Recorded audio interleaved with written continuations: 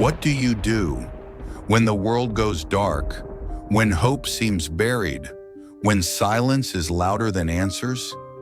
This is the story of a man who walked into death and shattered it from the inside out. The grave couldn't hold him, and because of that, your story isn't over. It began with betrayal, 30 silver coin, and a kiss soaked in deception.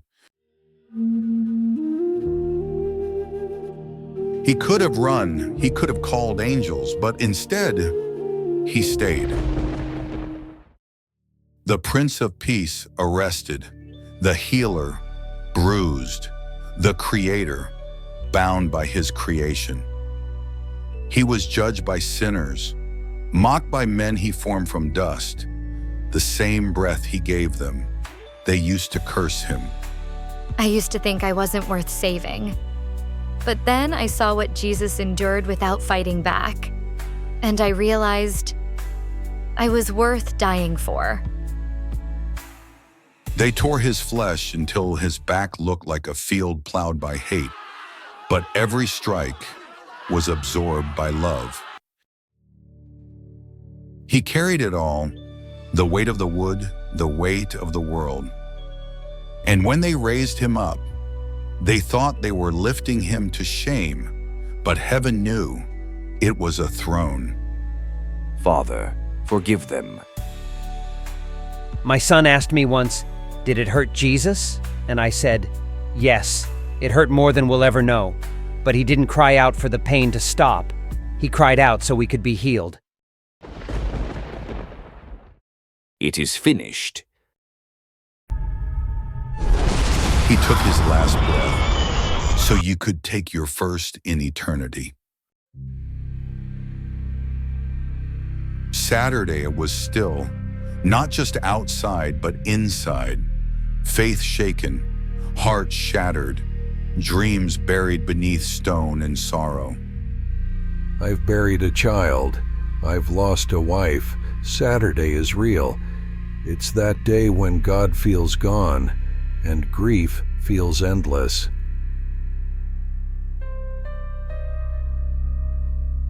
What do you do when your Savior is silent?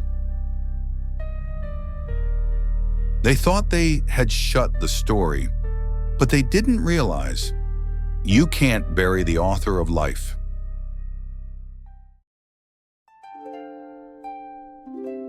And then something moved. The stone rolled, not by human hands, but by divine command. The body was gone. The grave couldn't grip glory. Death couldn't digest divinity. He didn't shout to announce his return. He whispered her name, because resurrection is personal. When Jesus called me out of addiction, it felt like that moment.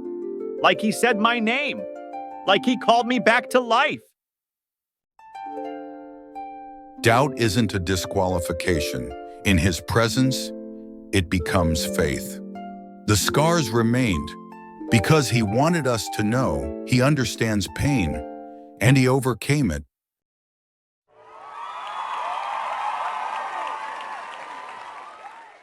Easter isn't about a bunny. It's about a bloodstained cross and an empty tomb. It's not a day of tradition. It's the day death was dethroned.